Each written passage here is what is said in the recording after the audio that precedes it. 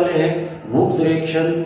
ठीक है, Wurtz reaction क्या है, किस तरह से होती है और वो उसका मैकेनिज्म किस तरह से है, और जो सवाल कॉम्पिटिटिव एग्जाम में आएंगे हम उसकी भी डिस्कस करेंगे। चलो तो दोस्तों, याद से इस वीडियो को लाइक कीजिए, शेयर कीजिए, आप भी देखिए, और दूसरे वो बच्चे जो नीडेड है उनको जरूर शेयर कीजिए। ठीक है, तो आओ शुरू करते हैं वुड्स रिएक्शन। वुड्स रिएक्शन में आज हम बात करेंगे कि भाई Wurtz reaction is also called as coupling reaction. सबसे पहले ये बात नोट कर लो, कॉपी और पेन ले लो बच्चों और उस पर ये नोट करो। ठीक है, तो हम यहाँ पे देख रहे हैं कि भाई Wurtz reaction is also called as coupling reaction. इसे हम कपलिंग रिएक्शन बोलते हैं। कपलिंग का मतलब होता है two different monomer can be linked together. अगर दो अलग मोनोमर आपस में जुड़ जाएंगे बच्चों तो वो कपलिंग रिएक्शन कहलाती है। इसी को हम जो है डायमर, तो हम इसका एग्जांपल ले लेते हैं इसको समझने के लिए। ठीक है, coupling reaction is also called as the dimerization reaction और डाइमर रिएक्शन। ठीक है, चलो तो एग्जांपल लेते हैं। वुड्स रिएक्शन को समझते हैं, वुड्स रिएक्शन किस तरह से होती है। तो वुड्स रिएक्शन में हम देख रहे हैं यहाँ पे हमारे पास 2 mole of R bond X। यहाँ पे हमने अल्किल हाइलाइट ले लिया है, ये एक जनरल रिएक्शन है। तो अल्किल हाइलाइट रिएक्ट कर रहा है सोडियम के प्रेजेंस ऑफ में। यहाँ पे हम जानते हैं कि सोडियम क्या है। सोडियम एक सुपर इलेक्ट्रो पॉजिटिव स्पीशीज है बच्चों। ठीक है, इसको याद करो। सोडियम क्या है, एक इलेक्ट्रो पॉजिटिव, और ये ऑलवेज रिलीज इलेक्ट्रॉन, और ये हमेशा इलेक्ट्रॉन क्या करते हैं, देते हैं। तो हमने क्या किया, अल्किल हाइलाइट लिया है, उसका रिएक्शन हम करा रहे हैं किससे, सुपर इलेक्ट्रो पॉजिटिव स्पीशीज यानी मेटल के साथ। और मेटल क्या करते हैं, इलेक्ट्रॉन लूज करते हैं। ठीक है, तो ये हाईली स्टेबल है सोडियम के ताल्लुक से, हमने हमेशा सुना है। और रिएक्शन हो रही है ड्राई ईथर के प्रेजेंस ऑफ में। अगर यहाँ पे हमने सोडियम ड्राई नहीं लिया बच्चों, ठीक है, तो यहाँ पे हम अगर गलती से मॉइस्ट सोडियम ले लेंगे तो यहाँ पर क्या होगा, हाइड्रेशन गैस फॉर्म हो जाएगी, यानी हाइड्रेशन हो जाएगा और हाइड्रोजन गैस की शक्ल में यहाँ पे H2 रिलीज हो जाएगी, और यहाँ पे प्रोडक्ट आपका चेंज हो जाएगा। आपका प्रोडक्ट RR के बजाय R बॉन्ड OH में कन्वर्ट हो जाएगा। ठीक है, ये नोट कर लो। अगर आपने यहाँ पे मॉइस्ट Na ले लिया, यानी उसमें अगर वाटर है तब आपका प्रोडक्ट अल्कोहल आएगा। ठीक है, क्लियर है। चलो, और ईथर का क्या काम है बच्चों, ईथर जो है एक इनर्ट स्पीशीज है, या कैटेलिस्ट बोल दो बच्चों इसको, एक इनर्ट है जिसका इस रिएक्शन से लेना देना नहीं है। लेकिन ड्राई ईथर क्या करता है, इसको कंट्रोल करता है, क्योंकि सोडियम ये हाईली स्टेबल या रिएक्टिव मेटल होता है जो इलेक्ट्रॉन फास्ट जनरेट करता है। तो इसके लिए सॉल्वेशन एनर्जी स्पेयर फॉर्म करने के लिए यहाँ पे ड्राई ईथर का यूज किया गया है। ठीक है बच्चों, तो ईथर ये इनर्ट स्पीशीज है, यहाँ पे ईथर का इस्तेमाल किया गया है। दूसरा भी हम कर सकते थे कीटोन वगैरह वगैरह, लेकिन ईथर जो है ये किसी में इंटरफेयर नहीं कर सकता। अगर आप ईथर के अलावा दूसरी चीजें यूज करेंगे तो वो इंटरफेयर कर सकते हैं। तो हमने देखा कि यहाँ पे हमारे पास क्या हो रहा है, RR, यहाँ से ये बॉन्ड ब्रेक हो जा रहा है और 2R यहाँ से रिमूव होके RR बॉन्ड फॉर्म कर रहे हैं, यानी यहाँ पे हमारे पास अल्केन फॉर्म हो जा रहा है बच्चों। ठीक है, तो हमने यहाँ पे देखा कि अल्केन के 2 यूनिट आपस में बाइंड हो जाए, इसलिए भी हम इसको कपलिंग बोलते हैं। उसके बाद यहाँ पे हमारे पास 2X और 2Na, ये हमारे पास प्रिसिपिटेट बना रहे हैं, प्रिसिपिटेट। ठीक है, एक प्रिसिपिटेट बन रहा है जिसको हम सोडियम हाइलाइट बोल रहे हैं, इस तरह से हमने। उसके बाद हमने क्या किया, इसका मेन एग्जांपल लिया। ठीक है, आर की जगह हमने मिथाइल ग्रुप को प्रेजेंट किया है, 2CH3 बॉन्ड Cl+2Na, ये इसके साथ रिएक्ट करेगा और यहाँ पे फिर से कपलिंग होगी या डाइमर फॉर्म होगा। डाइमर का मतलब क्या होता है बच्चों, डाइ का मतलब होता है 2 और मर का मतलब होता है मर्ज, मिला हुआ, मिलना, हम उसको बोल सकते हैं। तो यहाँ पे डाइमर फॉर्म हो रहा है, या इसी रिएक्शन को हम डाइमराइजेशन रिएक्शन भी बोल सकते हैं, और 2NaCl बाहर निकल जाता है। चलो, ये तो सिंपल रिएक्शन है बच्चों। और वुड्स रिएक्शन जो है ये सबसे इंपॉर्टेंट है हायर मॉलिक्यूलर हाइड्रोकार्बन फॉर्म करने के लिए, फेमस। यहाँ पे ऊंचे हाइड्रोकार्बन वाले अल्कीन कंपाउंड फॉर्म होते हैं।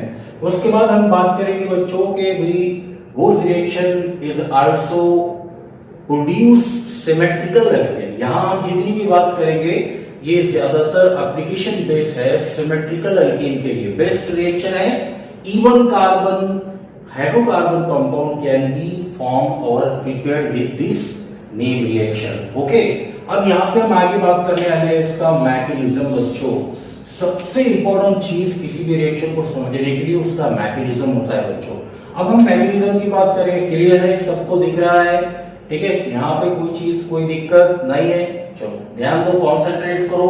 अब हम सबसे इंपॉर्टेंट पार्ट ले रहे हैं, तो हम मैकेनिज्म ले रहे हैं। तो स्टेप फर्स्ट के अंदर में हम बात करेंगे सोडियम की। हमने बात कर ली, सोडियम क्या करेगा, इलेक्ट्रॉन हमेशा लूज करता है, तो इलेक्ट्रॉन लूज कर रहा है। यहाँ पे एक इलेक्ट्रॉन उसने दिया, ठीक है, यहाँ से उसने एक इलेक्ट्रॉन को दिया। ये इलेक्ट्रॉन बच्चों क्या होगा, यहाँ पर अल्किल हैलाइड में हमला करेगा। हम ये मेन रिएक्शन को यहाँ पर मैकेनिज्म के इसमें जो है एज एग्जाम्पल जो है तो देख रहे हैं, शो कर रहे हैं। तो यहाँ पर देख लीजिए कि ये इलेक्ट्रॉन जो सोडियम में रिलीज किया वो आकर मिथिल या मिथाइल क्लोराइड पर क्या करेगा, अटैक करेगा। अटैक करने से क्या होगा बच्चों, हमको मालूम है कि यहाँ पे जो हैलोजन है Cl क्लोरीन, तो क्लोरीन मोर इलेक्ट्रोनिगेटिव होता है, तो वो ज्यादा मोर इलेक्ट्रोनिगेटिव होने की वजह से क्या करेगा, ये इलेक्ट्रॉन पेयर को अपने तरफ क्या करेगा, इटसेल्फ टू अट्रैक्ट, वो अपनी तरफ जो है तो इसको खींच लेगा, ठीक है। यानी ये हैलोजन जो है मोर इलेक्ट्रोनिगेटिव होने की वजह से इलेक्ट्रॉन पेयर को अपनी तरफ क्या कर लेगा बच्चों, खींच लेगा। अब ये जो इलेक्ट्रॉन सोडियम मेटल ने दिया है वो इलेक्ट्रॉन आकर ट्रांसफर का हो जाएगा यहाँ पे, जिसकी वजह से बच्चों होगा ऐसे कि यहाँ पे माइनस चार्ज डेवलप हो जाएगा और 2 इलेक्ट्रॉन लेकर ये क्लोरीन यहाँ से चला जाएगा। यानी मिथिल का भी एक इलेक्ट्रॉन और क्लोरीन का एक इलेक्ट्रॉन, ये दोनों इलेक्ट्रॉन उसने अपनी तरफ अट्रैक्ट कर लिया और यहाँ पे क्या बना दिया बच्चों, एक एनायन बना दिया है। जबकि मिथिल पे कोई इलेक्ट्रॉन नहीं था, सोडियम ने जो इलेक्ट्रॉन दिया वो इलेक्ट्रॉन यहाँ शिफ्ट हुआ और यहाँ पे बन गया है बच्चों फ्री रेडिकल।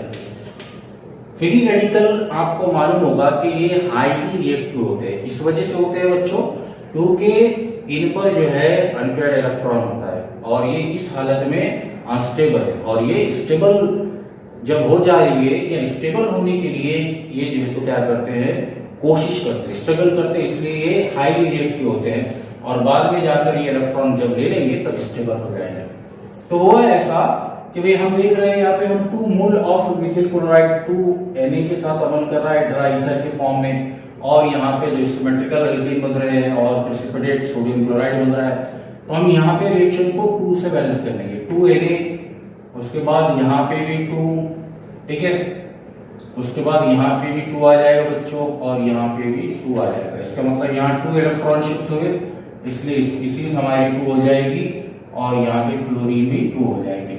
अब यहाँ पर देखो बच्चों कि नेक्स्ट स्टेप में क्या हुआ कि यहाँ पे सोडियम जो है ये हमारे पास 2 है, ठीक है, और यहाँ पे क्लोरीन भी हमारे पास जो है तो 2 है। चलो ठीक है, मैं इसको इस तरह से बता दूं बच्चों, चलो क्लियर कर लो। तो यहाँ पे 2Na प्लस है और 2Cl है, तो 2NaCl ये मिल जाएंगे और यहाँ पे 2 यानी ये 2Na और 2Cl आपस में क्या करेंगे, कंबाइन हो जाएंगे, 2NaCl प्रेसिपिटेट बना देंगे। और ये जो फ्री रेडिकल थे वो फ्री रेडिकल आपस में क्या बना देंगे, डाइमर। यहां देखो बच्चों ये 2CH3 फ्री रेडिकल है, तो ये दोनों फ्री रेडिकल इस तरह से CH3 फ्री रेडिकल और CH3 फ्री रेडिकल ये आपस में इलेक्ट्रॉन को क्या करेंगे, दे देंगे और एक कोवेलेंट बॉन्ड फॉर्म करेंगे, ठीक है। और इस तरह से यहाँ पे हमारे पास क्या हुआ, ईथेन फॉर्म हो गया। और ईथेन एक सिमेट्रिकल कंपाउंड है क्योंकि हम यहाँ पे उसको इक्वल डिवाइड कर सकते, और वुड्स ने उसी पे ज्यादातर जो है तो ध्यान दिया सिमेट्रिकल एल्कीन प्रिपेयर करने के लिए, और ये C बॉन्ड C को इंट्रोड्यूस कराते हैं, ठीक है, जो इवन नंबर ऑफ कार्बन पे डिपेंड करते हैं। चलो तो ये हमारी ओवरऑल रिएक्शन थी जिसको हमने समझने की कोशिश की, इसको नोट कर लो बच्चों। इसके बाद हम आगे और कुछ एग्जांपल लेने वाले हैं, हम उसको और डिस्कस करेंगे, ठीक है। चलो ये क्या करेंगे, always prepared symmetrical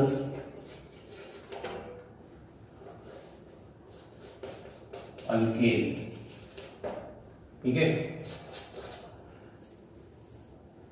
that is octane carbon bond carbon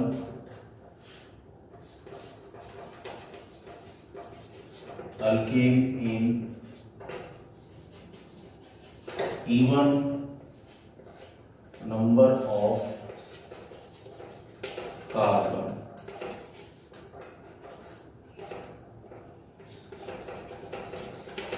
That means methane cannot prepare. Methane cannot